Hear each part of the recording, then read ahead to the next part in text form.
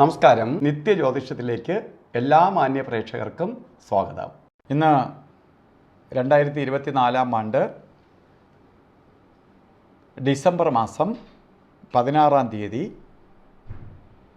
1200 ആണ്ട് ധനുമാസം 1 തീയതി തിങ്കളാഴ്ചയാണ്. ഇന്ന് ധനു 1 തിങ്കളാഴ്ച. മാത്രമല്ല ഇന്ന് തിരുവാതിര നക്ഷത്രവും കൂടി വന്നിരിക്കുകയാണ്. നക്ഷത്രം കൊള്ളാൻ തിരുവാതിര നക്ഷത്രമാണ്. മഹാദേവൻ്റെ നക്ഷത്രമാണ് തിരുവാതിര. തിങ്കളാഴ്ച ഇതെല്ലാം കൂടി ഒത്തു വന്നിരിക്കുന്ന ദിവസമാണ്.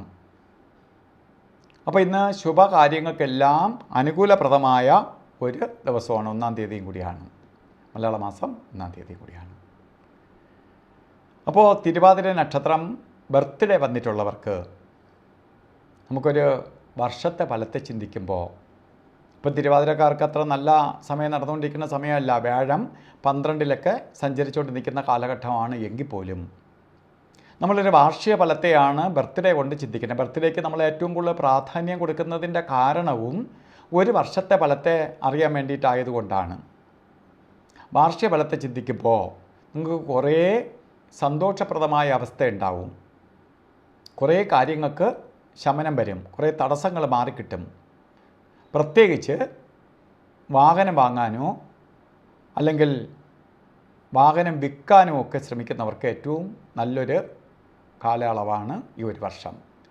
അതുപോലെ വീട് വെക്കാനോ വീട് വിൽക്കാനോ അതുപോലെ വീട് പുതുക്കി പണിയാനോ വസ്തു മേടിക്കാനോ ഒക്കെ ശ്രമിക്കുന്നവർക്കും ഏറ്റവും ശുഭപ്രദമായ ഒരു വർഷമാണ്. അതുപോലെ തന്നെ വിദേശ രാജ്യങ്ങളിൽ യാത്ര ചെയ്യാനോ അല്ലെങ്കിൽ നമ്മൾ വിദേശത്ത് നിന്ന് തന്നെ മറ്റേതെങ്കിലും രാജ്യങ്ങളിലേക്ക് മൈഗ്രേറ്റ് ചെയ്ത് പോകാനോ ഒക്കെ താല്പര്യം കാണിക്കുന്നവർക്ക് അല്ലെങ്കിൽ ആഗ്രഹമുള്ളവർ, ശ്രമിക്കുന്നവർ ശ്രമം തുടരണം. കാരണം നിങ്ങൾക്ക് അനുകൂലപ്രദമായിട്ടുള്ള ഒരു വർഷമായിരിക്കും വന്നു ചേരുക. അതേപോലെ ഇന്ന് ഓരോ കാര്യത്തിന് നമ്മൾ പോകുമ്പോഴും നമ്മൾ സമയം, നല്ല ദിവസമെന്ന് ഞാൻ പറഞ്ഞു. അപ്പോൾ സന്തോഷിക്കേണ്ട ഒരു ദിവസം തന്നെയാണ്. ഇറങ്ങുന്ന കാര്യങ്ങൾ വിജയിക്കും. ഒരു ആഴ്ച ആരംഭമാണ്. ഇതൊക്കെ കൊള്ളാമെങ്കിലും നമ്മൾ രാവുകാല സമയം, രാവുകാലം രാവിലെയാണ് വരണത്. രാവിലെയാണ് രാവുകാലം വരണത്. രാവിലെ 8:03 തൊട്ടേ രാവുകാലം തുടങ്ങുള്ളൂ. ഞാൻ രാവുകാലം, ഗുളികകാലം, യമകണ്ഠ കാലവും ഒക്കെ പറയണമെന്ന് വെച്ചാൽ കലണ്ടറിൽ രേഖപ്പെടുത്തിയിരിക്കുന്ന സമയം ഒന്നായിരിക്കും, യഥാർത്ഥ സമയം മറ്റൊന്നായിരിക്കും. ചിലപ്പോൾ മാത്രമേ ഈ 2 സമയമായിട്ട് മാച്ച് ചെയ്ത് വരത്തുള്ളൂ. കലണ്ടറിൽ 7:30 മണി മുതൽ 9 മണി വരെ എന്ന് രേഖപ്പെടുത്തിയിട്ടുണ്ടെങ്കിലും 8:03 വരെ രാവുകാലം ഇല്ല. അപ്പോഴാണ് രാവുകാലം തുടങ്ങണേ. 9:29 വരെ രാവുകാല സമയമാണ്. അപ്പോൾ രാവുകാല സമയം തുടങ്ങുന്നത് തന്നെ ലേറ്റായാണ്. അതുകൊണ്ട് 9:29 വരെ ഉണ്ട് താനും. അപ്പോൾ ഒന്നുകിൽ രാവുകാലത്തിന് മുമ്പോ രാവുകാലത്തിന് ശേഷമോ ഓരോ ശുഭകാര്യങ്ങൾക്ക് വേണ്ടി ഇറങ്ങണം. അതുപോലെ നമുക്ക് ഒരു കാര്യത്തിന് എടുക്കാൻ പാടില്ലാത്ത അന്നത്തെ ദിവസം കൊള്ളാം എന്നൊക്കെ ഞാൻ പറഞ്ഞെങ്കിൽ പോലും 2 സമയങ്ങളുണ്ട്. ഗുളികകാല സമയവും യമകണ്ഠകാല സമയവും. ആ ഗുളികകാല സമയം വരുന്നത് 1:46 തൊട്ട് 3:12 വരെയും യമകണ്ഠകാല സമയം വരുന്നത് 10:55 തൊട്ട് 12:20 വരെയും. ഈ സമയം ഒരു ശുഭകാര്യങ്ങൾക്കും എടുക്കരുത്. കാരണം പ്രകൃതി തന്നെ അവർക്ക് അനുവദിച്ച് കൊടുത്തിരിക്കുന്ന കാലഘട്ടമാണ്, സമയമാണ്. ആ സമയത്തെ കയറി കൈവയ്ക്കരുത്. ഇല്ല, നമുക്ക് എന്ത് കാര്യവും ചെയ്യണം, നമ്മളെ ഇഷ്ടത്തിന് ചെയ്യണമെങ്കിൽ ഈ സമയദോഷം നിൽക്കുന്നെങ്കിൽ പോലും അഭിജിത്ത് മുഹൂർത്തം നമുക്ക് എടുക്കണം. 11:56 തൊട്ട് 12:44 വരെയാണ് അഭിജിത്ത് മുഹൂർത്തത്തിൻ്റെ കാലഘട്ടം. മറ്റു മുഹൂർത്തം ഉണ്ട്. അപ്പോൾ അഭിജിത്ത് മുഹൂർത്തം തന്നെ എടുക്കണമെന്നില്ല.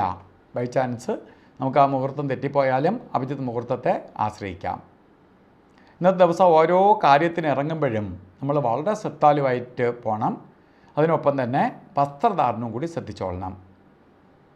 നമ്മളിലേക്ക് പോസിറ്റീവ് എനർജി കൊണ്ടുവരാനും കുറച്ചുകൂടി നമ്മളെ ഉന്മേഷഭരിതരാക്കി തീർക്കാനും ഒക്കെ വസ്ത്രധാരണത്തിന് പ്രാധാന്യമുണ്ട്.